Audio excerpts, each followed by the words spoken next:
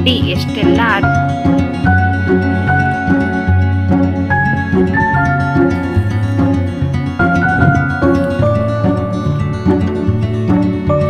Welcome to my channel. ಎಲ್ಲರೂ ಹೇಗಿದ್ದೀರಾ? ಎಲ್ಲರಿಗೂ ಹೊಸ ವ್ಲಾಗ್ಗೆ ವೆಲ್ಕಮ್ ಮಾಡ್ತಾ ಇವತ್ತಿನ ಪುಟಾಣಿ ವ್ಲಾಗನ್ನ ಸ್ಟಾರ್ಟ್ ಮಾಡ್ತಾ ಇದ್ದೀನಿ. ಈ ವ್ಲಾಗ್ ಇಷ್ಟ ಆದರೆ ಲೈಕ್ ಮಾಡಿ, ಶೇರ್ ಮಾಡಿ. ಪ್ಲೀಸ್ ನಮ್ಮ ಚಾನಲ್ಗೆ ಯಾರು ಸಬ್ಸ್ಕ್ರೈಬ್ ಆಗಿಲ್ಲ ಸಬ್ಸ್ಕ್ರೈಬ್ ಮಾಡ್ಕೊಂಡು ಸಪೋರ್ಟ್ ಮಾಡಿ ಅಂತ ಕೇಳ್ಕೊಳ್ತಾ ಇದ್ದೀನಿ. ಬನ್ನಿ ಇವತ್ತಿನ ಈ ಪುಟಾಣಿ ವ್ಲಾಗನ್ನ ಸ್ಟಾರ್ಟ್ ಮಾಡೋಣ. ಇವತ್ತು ನಾನು ಒಂದು ಹೊಸ ರೀತಿಯಾಗಿ ವ್ಲಾಗನ್ನು ಮಾಡ್ತಾ ಇದ್ದೀನಿ. ಅಂದರೆ ಫಸ್ಟ್ ಎಲ್ಲ ಹೇಗೆ ವ್ಲಾಗ್ ಬರ್ತಾ ಇತ್ತು ಅಂತ ಅಂದರೆ ಮನೆದೇ ಜಾಸ್ತಿ ಇರೋದು ಕಂಟೆಂಟ್. ಅಂದರೆ ತೋಟದ್ದೆಲ್ಲ ಸ್ವಲ್ಪ ಇರೋದು, ಅಂದರೆ ಹಸು ಕೊಟ್ಟಕ್ಕೆ ಹೋದಾಗ ಆ ಥರ ಸ್ವಲ್ಪ ಕಂಟೆಂಟ್ ಮಾತ್ರ ತೋಟದ್ದು ಅಥವಾ ಹೊಲಗಳಲ್ಲಿ ಆ ಥರ ಕಂಟೆಂಟ್ ಬರೋದು ಜಾಸ್ತಿ. ಒಂದು 75% ಮನೆದೇ ಆಗಿರೋದು. ಇತ್ತೀಚೆಗೆ ಏನು ಮಾಡ್ತಾ ಇದ್ದೀನಿ ಅಂತ ಅಂದರೆ ಸ್ವಲ್ಪ ಹಳ್ಳಿ ಜೀವನ ಇಷ್ಟಪಡ್ತಾರೆ. ಹಾಗಾಗಿ ತೋಟಗಳಲ್ಲಿ ಆಗುವಂತಹ ಕೆಲಸಗಳನ್ನು, ಬೆಳೆಗಳು ಏನು ಬೆಳೀತಾ ಇದ್ದೀವಿ, ಏನು ಕೆಲಸ ನಡೀತಾ ಇದೆ ಅದ್ರ ಬಗ್ಗೆ ಸ್ವಲ್ಪ ಕಂಟೆಂಟನ್ನು ಜಾಸ್ತಿ ಮಾಡೋಣ.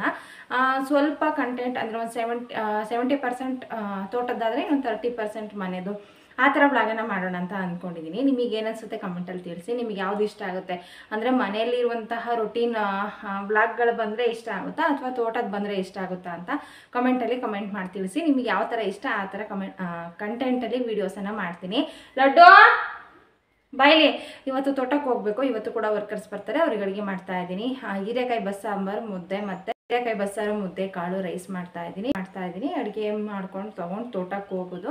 ನಾನು ಕೂಡ ಇವಾಗ ಜಾಸ್ತಿ ಟೈಮನ್ನು ತೋಟದಲ್ಲೇ ಸ್ಪೆಂಡ್ ಮಾಡ್ತಾ ಇದ್ದೀನಿ. ಅಲ್ಲೇ ನನ್ನ ಕೈಲಿ ಎಷ್ಟಾಗುತ್ತೆ ಅಷ್ಟು ನಾನು ಹೆಲ್ಪ್ ಮಾಡೋದು ಅಂತ. ಅಷ್ಟೇ ಮಾಡ್ಬೇಕು ಇಷ್ಟೇ ಮಾಡ್ಬೇಕಂತ ಏನಿಲ್ಲ. ನನಗೂ ಆ ಥರ ಕೆಲಸಗಳಲ್ಲಿ ಸ್ವಲ್ಪ ಇಂಟ್ರೆಸ್ಟ್ ಜಾಸ್ತಿ ಅಂತಲೇ ಹೇಳ್ಬೋದು. ಆಗಿಲ್ಲ ಅಂತಂದರೆ ಮಾಡಲ್ಲ, ಆದರೆ ಖಂಡಿತವಾಗಿಯೂ ನನ್ನ ಕೈಲಿ ಎಷ್ಟಾಗುತ್ತೆ ಅಷ್ಟು ಹೆಲ್ಪನ್ನು ಮಾಡ್ತೀನಿ.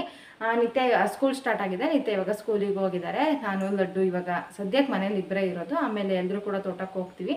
ಬಿಸಿಲು ಜಾಸ್ತಿ ಆಯಿತು ಅಂತಂದರೆ ಲಡ್ಡು ಕೂಡ ಇರೋದಿಲ್ಲ, ನನ್ನ ಕೈಲಿ ಕೂಡ ಇರೋದಕ್ಕಾಗೋದಿಲ್ಲ. ಆವಾಗ ವಾಪಸ್ ಬರ್ತೀವಿ. ಹಾಗೆ ಇವಾಗ ಸಾಂಬಾರು ರೆಸಿಪಿನ ಶೇರ್ ಮಾಡ್ತೀನಿ. ತುಂಬ ಚೆನ್ನಾಗಿರುತ್ತೆ, ಟ್ರೈ ಮಾಡಿ ಹೇಗೆ ಅನ್ನಿಸ್ತು ಅಂತ ಕಮೆಂಟಲ್ಲಿ ಕಮೆಂಟ್ ಮಾಡಿ. ಹಾಗೆ ನಿಮಗೆ ಯಾವ ಕಂಟೆಂಟ್ ಮೇಲೆ ವೀಡಿಯೋಸ್ ಇಷ್ಟ ಆಗುತ್ತೆ ಅಂತ ಹೇಳೋದನ್ನು ಮರಿಬೇಡಿ, ಕಮೆಂಟಲ್ಲಿ ಕಮೆಂಟ್ ಮಾಡಿ. ನಾನಿಲ್ಲಿ 2 ಹೀರೆಕಾಯಿ, ದೊಡ್ಡ ಸೈಜು 2 ಹೀರೆಕಾಯಿನ ಚೆನ್ನಾಗಿ ತೊಳೆದು ಮೇಲ್ಗಡೆ ಇರುವಂತಹ ಗೆಣ್ಣನ್ನು ತೆಗೆದು ಅದನ್ನು ಸಣ್ಣದಾಗಿ ಪೀಸ್ ಮಾಡಿ ನೀರಿಗೆ ಹಾಕ್ಕೊಂಡಿದ್ದೀನಿ. ನಾನಿಲ್ಲಿ ಕುಕ್ಕರ್ಗೆ ನೆನೆಸಿಟ್ಟಿರುವಂತಹ ಕಡಲೆಕಾಳು, ಹೆಸರು ಕಾಳು, ಹಾಗೆ ಮೊಳಕೆ ಹುರುಳಿಕಾಳು ಹಾಕ್ತಾಯಿದ್ದೀನಿ. ಅದ್ರ ಮೇಲೆ ಈಗ ನಾನು ಹೀರೆಕಾಯಿ ಹಾಕ್ತಾಯಿದ್ದೀನಿ. ರುಚಿಗೆ ಬೇಕಾಗುವಷ್ಟು ಉಪ್ಪನ್ನು ಹಾಕ್ತೀನಿ. ಫಸ್ಟು ಕಡಲೆಕಾಳನ್ನು ಒಂದು 3 ವಿಷಲ್ ಕೂಗಿಸ್ಕೊಂಡು ನಂತರ ಹೀರೆಕಾಯಿ, ತೊಗರಿಬೇಳೆ, ಅವರೆಬೇಳೆ ಹಾಕಿ ಬೇಯಿಸಬೇಕಿತ್ತು. ಆದರೆ ಅಷ್ಟೊಂದೆಲ್ಲ ಟೈಮ್ ಇರಲಿಲ್ಲ, ಅದು ಒಂದೇ ಸಲ ಕೂಗಿಸ್ಕೊಳ್ತಾ ಇದ್ದೀನಿ. ತರಕಾರಿ ಎಲ್ಲ ಬೇಯೋದ್ರೊಳಗೆ ಈ ಕಡೆ ನಾನು ಒಗ್ಗರಣೆಗೆ ರೆಡಿ ಮಾಡ್ಕೊಳ್ತೀನಿ. ಸಾಂಬಾರಿಗೆ ಒಗ್ಗರಣೆ ಮಾಡ್ಕೊಂಡಿದ್ದೀನಿ. ಈಗ ಖಾರ ರುಬ್ಬೋದಕ್ಕೆ ಈರುಳ್ಳಿ, ಬೆಳ್ಳುಳ್ಳಿ, ಜೀರಿಗೆ, ಎಣ್ಣೆ ಹಾಕ್ಕೊಂಡು ಹುರ್ಕೊಳ್ತಾ ಇದ್ದೀನಿ. ಅದಕ್ಕೆ ಧನಿಯಾ ಪುಡಿ, ಖಾರದ ಪುಡಿ, ಹಾಗೆ ಹಸಿ ಕಾಯಿ ತುರಿ ಇಷ್ಟನ್ನು ಹಾಕಿ ಫಸ್ಟು ರುಬ್ಕೊಳ್ತೀನಿ. ಬೇಯಿಸಿಟ್ಟಿರುವಂತಹ ಬೇಳೆ ಮತ್ತು ಕಾಳನ್ನು ಹಾಕ್ಕೊಳ್ಬೇಕಿತ್ತು, ಅದನ್ನು ಇನ್ನೊಂದು ಸಲ ರುಬ್ತೀನಿ. ಸಾಂಬಾರ್ದು ಒಗ್ಗರಣೆ ಆಗಿತ್ತಲ್ಲ, ಅದಕ್ಕೆ ರುಬ್ಬಿಟ್ಟಿರುವಂತಹ ಮಸಾಲೆ ಹಾಕ್ತಾಯಿದ್ದೀನಿ. ಹಾಗೆ ಸ್ವಲ್ಪ ಹುಣಸೆ ಹಣ್ಣಿನ ರಸ, ನೋಡಿ ಈಗ ಬೇಯಿಸಿಟ್ಟಿರುವಂತಹ ಕಾಳಿನ ರಸನ ಹಾಕ್ಕೊಳ್ತೀನಿ. ಈ ರೀತಿ ತೂತದ ಪಾತ್ರೆಯಲ್ಲಿ ಹಾಕಿದರೆ ರಸ ಎಲ್ಲ ಚೆನ್ನಾಗಿ ಇಳಿಯುತ್ತೆ. ನಂತರ ಕಾಳು ಒಗ್ಗರಣೆ ಮಾಡೋದಕ್ಕೆ ಸರಿ ಹೋಗುತ್ತೆ. ಈಗ ಒಂದು ಬಾಣಲೆಗೆ ಎಣ್ಣೆ, ಸಾಸಿವೆ, ಜೀರಿಗೆ, ಒಂದು ಮೆಣಸಿನ್ಕಾಯಿ, ಈರುಳ್ಳಿ, ಕರಿಬೇವಿನ ಸೊಪ್ಪು ಇಷ್ಟನ್ನು ಹಾಕ್ಕೊಂಡು ಫ್ರೈ ಮಾಡ್ಕೊಳ್ತೀನಿ. ಸ್ವಲ್ಪ ರುಚಿಗೆ ಬೇಕಾಗುವಷ್ಟು ಉಪ್ಪು. ಕಾಳು ಬೇಯಿಸುವಾಗಲೇ ಉಪ್ಪು ಹಾಕಿರ್ತೀವಿ, ಜೊತೆಗೆ ಮತ್ತೊಂದು ಸ್ವಲ್ಪ ಹಾಕಬೇಕು. ಈ ಕಡೆ ಹೀರೆಕಾಯಿ ಮತ್ತು ಕಾಳು ಸ್ವಲ್ಪ ಹಾಕ್ಕೊಂಡು ರುಬ್ಕೊಂಡು ಅದನ್ನು ಕೂಡ ಹಾಕ್ಕೊಂಡಿದ್ದೀನಿ. ಅದು ಇವಾಗ ಗಟ್ಟಿ ಕಾಣಿಸ್ತಾ ಇದೆಯಲ್ಲ, ಅದು ಚೆನ್ನಾಗಿ ಮಿಕ್ಸ್ ಮಾಡ್ಕೊಂಡು ಕುದಿಸ್ಕೊಂಡ್ರೆ ಸಾಂಬಾರು ರೆಡಿ ಆಗುತ್ತೆ. ಪಟ ಅಂತಾಗುತ್ತೆ, ಸಖತ್ತಾಗಿರುತ್ತೆ ಟೇಸ್ಟ್ ಮಾತ್ರ. ನಾನು ಜಾಸ್ತಿ ಬಸ್ಸಾಂಬಾರು ಮಾಡ್ತೀನಿ, ಯಾಕೆಂತಂದರೆ ಕಾಳು, ಮುದ್ದೆ, ರೈಸು, ಸಾಂಬಾರು ಹೆಂಗಿರುತ್ತೆ ಊಟ ಅಂತಂದರೆ ಅದ್ರ ಮುಂದೆ ಯಾವ ಊಟನೂ ಬೇಡಪ್ಪ ಅನಿಸೋವಷ್ಟು ಚೆನ್ನಾಗಿರುತ್ತೆ. ಬಸ್ಸಾಂಬಾರು ಮಾಡಿದ ಮೇಲೆ ಮುದ್ದೆ ಮಾಡಲೇಬೇಕಲ್ವ. ಈ ಕಡೆ ಮುದ್ದೆ ರೆಡಿ ಆಗ್ತಾಯಿದೆ. ಅದಕ್ಕೆ ಇವಾಗ ಕಾಳಿಗೆ ಸ್ವಲ್ಪ ತೆಂಗಿನ ತುರಿ ಹಾಕಿ ಚೆನ್ನಾಗಿ ಮಿಕ್ಸ್ ಮಾಡಿಕೊಂಡ್ರೆ ಅದನ್ನೊಂದು ಲೋ ಫ್ಲೇಮಲ್ಲಿ ಒಂದು 5 ನಿಮಿಷ ಫ್ರೈ ಮಾಡ್ಕೊಳ್ತೀನಿ. ಆರೋಗ್ಯಕರವಾದಂತಹ ಕಾಳು ರೆಡಿ ಆಗುತ್ತೆ. ಮಕ್ಕಳಿಗೆ ಈ ರೀತಿ ಮಾಡಿಕೊಟ್ರೆ ತುಂಬ ಇಷ್ಟ ಆಗುತ್ತೆ. ಎಕ್ಸ್ಪೆಷಲಿ ಲಡ್ಡುಗಂತೂ ಸಿಕ್ಕಾಪಟ್ಟೆ ಇಷ್ಟ. ಊಟ ರೆಡಿ ಆಯಿತು. ಮುದ್ದೆ, ಸಾಂಬಾರು, ಕಾಳು. ಅಲ್ಲಿಂದ ತೋಟಕ್ಕೆ ಬಂದ್ವಿ. ಲಡ್ಡು ನೋಡಿ ಯಾವ ಥರ ರೆಡಿಯಾಗಿ ಬಂದಿದ್ದಾಳೆ ಅಂತ. ಅವಳಿಗೆ ಏನೋ ಒಂಥರ ಖುಷಿ. ಬಿಸಿಲಿದ್ದಾಗ ಇರೋದಿಲ್ಲ, ಅವಾಗ ವಾಪಸ್ ಹೋಗ್ತೀವಿ. ನೆರಳಿತ್ತು ಅಂತಂದರೆ ಸಿಕ್ಕಾಪಟ್ಟೆ ಚೆನ್ನಾಗಿ ಆಟ ಆಡ್ತಾಳೆ. ಎಲ್ಲ ಹತ್ರನೂ ಓಡಾಡಿಕೊಂಡು, ನಾವೆಲ್ಲೂ ಬಿಡೋದಿಲ್ಲ. ನಾನು ಎಲ್ಲಿರ್ತೀನಿ ಅಲ್ಲಿ ಅವಳನ್ನು ಕೂರಿಸ್ಕೊಂಡು ನಿಲ್ಲಿಸ್ಕೊಂಡು ಅವಳನ್ನು ಆಟ ಆಡಿಸ್ತಾ ಇರ್ತೀನಿ.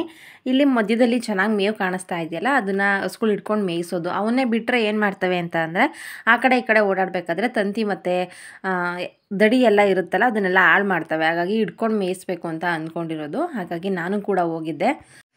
ನಮಗೆ ಎಷ್ಟೆಲ್ಲ ಗೊತ್ತಿರೋದಿಲ್ಲ ಅಂತಂದರೆ ನಾನು ಫಸ್ಟು ಟೈಮ್ ದಾಳಿಂಬೆ ತೋಟ ನೋಡ್ತಾ ಇರೋದು. ಅಂತಂದರೆ ನಮ್ಮ ತೋಟ ನೋಡಿದ್ದೀನಿ, ಬೇರೆ ಬೆಳೆದಿರುವಂತಹ ತೋಟಕ್ಕೆ ಯಾವುದಕ್ಕೂ ಕೂಡ ಹೋಗಿ ನೋಡಿಲ್ಲ. ಹಾಗಾಗಿ ಇದ್ರ ಬಗ್ಗೆ ಗೊತ್ತಿರಲಿಲ್ಲ, ಮುಂದೆ ಮಾತಾಡ್ತೀನಿ.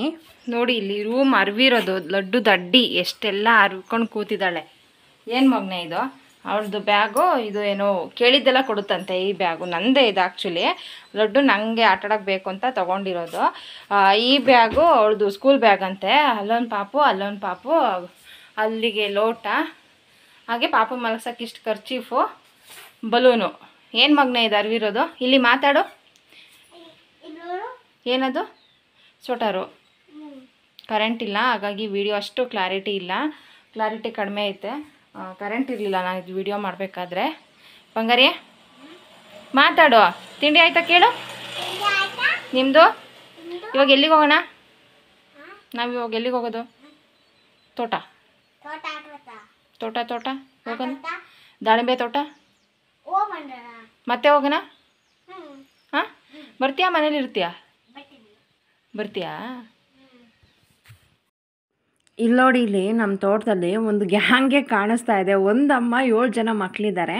ಸುತ್ತಮುತ್ತ ಎಲ್ಲ ಹೋಗ್ತವೆ, ಎಲ್ಲಿ ಏನು ಸಿಗುತ್ತೆ ಅಂತ ತಿನ್ಕೊಂಡು ಮತ್ತೆ ನೈಟ್ ಇಲ್ಲೇ ಬಂದು ಒಂದು ಮರ ಇದೆ, ಬೇವಿನ ಮರ, ಅದರಡಿನೇ ಮಲ್ಕೊಳ್ತಾರೆ. ನಮ್ಮದೇ ಇದು ಮಾವಿನ ಮರ. ಸಖತ್ತು ಸ್ವೀಟ್ ಇರುತ್ತೆ, ಹಣ್ಣು ಮಾತ್ರ ಇದು. ಆದರೆ ಇದು ನಾಟಿ ಹಣ್ಣಾದ್ರೂ ಚೆನ್ನಾಗಿರುತ್ತೆ. ಈಗ ಹೇಗಾಗಿದೆ ಅಂತ ಅಂದರೆ ಮರದ ಮೇಲೇ ಹಣ್ಣಾಗ್ಬಿಟ್ಟಿದ್ದಾವೆ. ಮರದ ಹಣ್ಣೇ ಸಿಗುತ್ತೆ, ಚೆನ್ನಾಗಿರುತ್ತೆ ಟೇಸ್ಟು. ನಾನು ಹಳ್ಳಿ ಜೀವನ ಯಾಕೆ ಚೆನ್ನಾಗಿರುತ್ತೆ ಅಂತ ಹೇಳ್ತೀನಿ ಅಂದರೆ, ಇಲ್ಲೊಂದು ಪಪ್ಪಾಯಿ ಮರ ಇದೆ, ನೋಡ್ತಾ ಇರ್ಬೋದು ನೀವು. ಫ್ರೆಶ್ ಆಗಿ ಹಣ್ಣು ಸಿಗುತ್ತೆ. ಅದಕ್ಕೆ ಯಾವುದೇ ಕೆಮಿಕಲ್ ಆಗಲಿ ಔಷಧಿ ಆಗಲಿ ಯಾವುದನ್ನು ಹಾಕ್ತಲೇ ಹಾಗೆಯೇ ಫ್ರೆಶ್ ಆಗಿರುವಂತಹ ಹಣ್ಣನ್ನು ತಿನ್ಬಹುದು. ಇವಾಗ ಹೊರಗಡೆಯಿಂದ ತಂದಿರುವಂತಹ ಹಣ್ಣು ಅದಕ್ಕೆ ಯಾವ ರೀತಿ ಕೆಮಿಕಲ್ ಹಾಕಿ ಹಣ್ಣು ಮಾಡಿರ್ತಾರೋ ಅಥವಾ ಯಾವ ರೀತಿ ಹಣ್ಣು ಮಾಡಿರ್ತಾರೋ ಗೊತ್ತಿರೋದಿಲ್ಲ. ನೋಡಿ ಎಷ್ಟು ಚೆನ್ನಾಗಿ ಮೇವು ಬಂದಿದೆ ಅಂತ. ಹಸು ಹಿಡ್ಕೊಂಡು ಮೇಯಿಸ್ತಾ ಇದೆ. ಇನ್ನು ಸಂಜೆ ಆಯಿತು, ಮನೆ ಕಡೆಗೆ ಹೊರಡುವಂತಹ ಟೈಮ್. ಈಗಂತೂ ಸುತ್ತಮುತ್ತ ಯಾವ ಕಡೆ ನೋಡಿದ್ರೂ ಬೆಳೆ ಮಾಡಿರೋದೇ. ಯಾವ ತೋಟ ಒಂದೊಂದು ಹೊಲ ನೋಡಿದ್ರೇ ಖುಷಿ ಆಗುತ್ತೆ. ಚೆನ್ನಾಗೆಲ್ಲ ಬೆಳೆ ಬಂದಿದೆ, ಚೆನ್ನಾಗೆಲ್ಲ ಮಳೆ ಬಂತಲ್ಲ. ಮಳೆ ಇಲ್ಲ ಅಂತಂದರೆ ನೋಡೋದಕ್ಕಾಗೋದಿಲ್ಲ, ಬೇಜಾರಾಗ್ತಾ ಇರುತ್ತೆ. ಅದೇ ಮಳೆ ಇತ್ತು ಅಂತಂದರೆ ತುಂಬ ಚೆನ್ನಾಗಿರುತ್ತೆ. 2 ಹಸು ಹಿಡ್ಕೊಂಡು ಹೋಗ್ತೀನಿ ಅಂತಂದರೆ ವಿಡಿಯೋ ಮಾಡೋದಕ್ಕಾಗೋದೇ ಇಲ್ಲ, ಅಷ್ಟು ತಲೆ ತಿಂತಾ ಇರ್ತಾರೆ. ನೋಡಿ ಹಾಗೆ ಇಲ್ಲಿಗೆ ಬಂದು ಮತ್ತೆ ನಿಂತ್ಕೊಂಡಿದೆ. ನಾಯಿ ಮರಿಗಳು ಮಾತಾಡ್ಸೋಕ್ಕೆ ಹೋದರೆ ಸಿಕ್ಕಾಪಟ್ಟೆ ಹೆದರ್ತವೆ. ಅಂದರೆ ಮನುಷ್ಯರು ಮುಟ್ಟಿ ಮಾತಾಡಿಸಿ ಆ ಥರ ಯಾವುದೇ ಅಭ್ಯಾಸ ಇಲ್ಲ. ನಾನು ಅಭ್ಯಾಸ ಮಾಡ್ಕೊಳ್ಳೋಣ ಅಂತ ಪಕ್ಕಕ್ಕೆ ಹೋದರೆ ಓಡೋಗ್ತವೆ.